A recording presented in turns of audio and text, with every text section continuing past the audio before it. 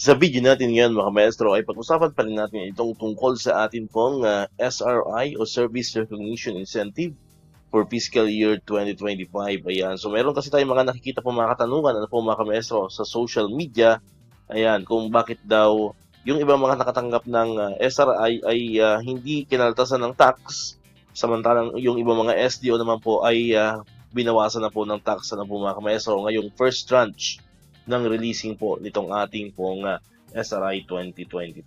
Ayan. Pero bago natin talakayin yan, nais ko muna pong batiin ang lahat po ng mga kamaestro po natin na nanonood dito sa ating video ng isang maligayang Pasko po. Ano po sa inyo lahat? Merry Christmas po. Sana po ay kahit hindi naman tayo ganong kayaman, tayo ay simpleng mamamayan lamang, simpleng guro.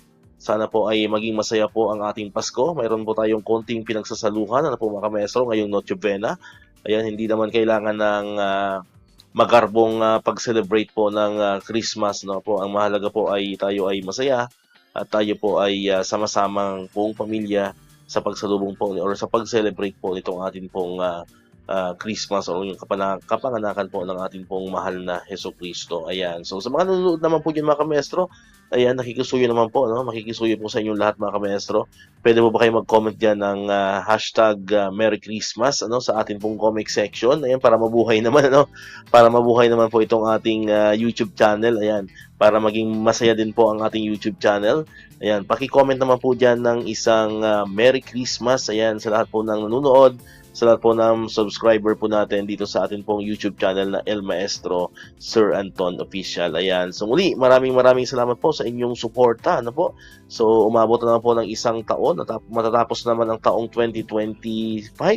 Pero alam ko, ramdam ko po ang support, yung mga nanonood po sa atin dito sa ating YouTube channel.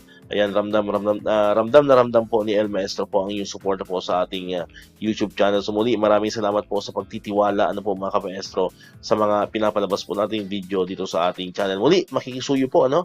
Paki-comment naman po diyan ng isang hashtag Merry Christmas sa ating pong comment section. Ayan, so sagutin po natin ano itong mga katanungan na nakikita po natin sa mga comment section po ng iba't ibang mga post sa social media lalo-lalo na po sa Facebook. Ayan. So bakit nga ba yung ibang mga SDO ay meron ng tax, ano po, binawasan ng tax itong first tranche, samantalang yung iba naman po ay buo. Ayan. Katulad po sa amin, ano, sa amin pong SDO ay buo po namin natanggap yung 10,000, ano po mga kamaestro. So, ibig sabihin, sa amin po kasi ang ginawa ay 10,000 sa first tranche, then 10,000 po sa second tranche.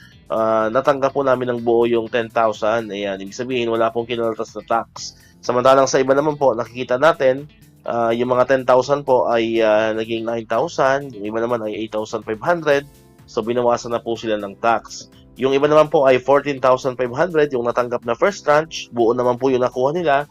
Samantalang yung iba naman po ay hindi na po 14,500, yung iba naman ay 13,800. Meron namang 14,000, ayan. So, hindi po pare-pareho yung pagbakaltas po ng tax na po mga kamaestro sa atin pong SRI. So, siguro, ito lang po yung simpleng paliwanag po natin dyan.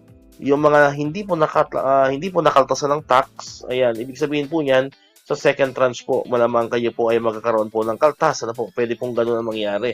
Ayan, maaring ngayon ay hindi mo na kayo kinaltasan, then sa second tranche saka kayo kakaltasan, ano po mga kamaestro. Samantalang yung iba naman po na nakaltasan na po ngayon, maaaring sa second tranche naman po ay hindi na kayo kakaltasan po ng tax. Ayan. So, pero isa lamang po ang ibig sabihin yan, lahat po tayo ay mayroon pong tax. Ano, depende po sa ating salary grade level, ano po mga kamaestro. So muli, maraming salamat sa inyong panonood at pakikinig. Once again, El Maestro, see you on my next vlog. Bye-bye!